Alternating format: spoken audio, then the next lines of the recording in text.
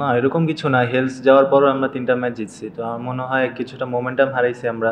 So এখন এটা আমাদেরই আরকি মোমেন্টামটা আনতে হবে। যেহেতু আরেকটা ম্যাচ আছে ভেরি ইম্পোর্টেন্ট ফর আস। যদি আমরা ম্যাচটা জিততে পারি ইনশাআল্লাহ স্ট্রেইট আমরা ফাইনালে যাব।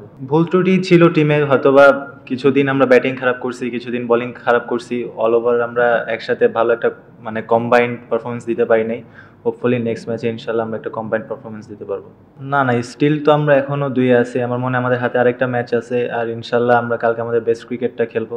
আর আমরা যদি প্রসেসে থাকি ইনশাআল্লাহ রেজাল্ট আমাদের পরেই আসবে। আমার মনে হয় আপনি যদি দেখেন আমাদের লোকাল প্লেয়ারও পারফর্ম করছে। বিদেশি প্লেয়ার অবশ্যই ভালো খেলছে, বাট আমার মনে হয় একটা টিম জিততে হইলে আমাদের কম্বাইন্ড পারফরম্যান্স দরকার। বিদেশিও ভালো খেলতে হবে, লোকাল পারফরম্যান্সদের উপরও অনেক নির্ভর করে। সো আমার মনে হয় কম্বাইন্ড পারফরম্যান্সের জন্য আমরা ওয়েট করতেছি। ইনশাআল্লাহ এটা নেক্সট ম্যাচেই হবে। না, এটা স্বাভাবিক। একটা টুর্নামেন্ট যখন শুরু হয় তখন তো উইকেট ভালো থাকে। আস্তে, আস্তে যত টাইম যায় তত উইকেট একটু স্লো হয়, একটু ড্রাই আউট করে। সো এটা ন্যাচারাল যে রান কিছুটা কমবে।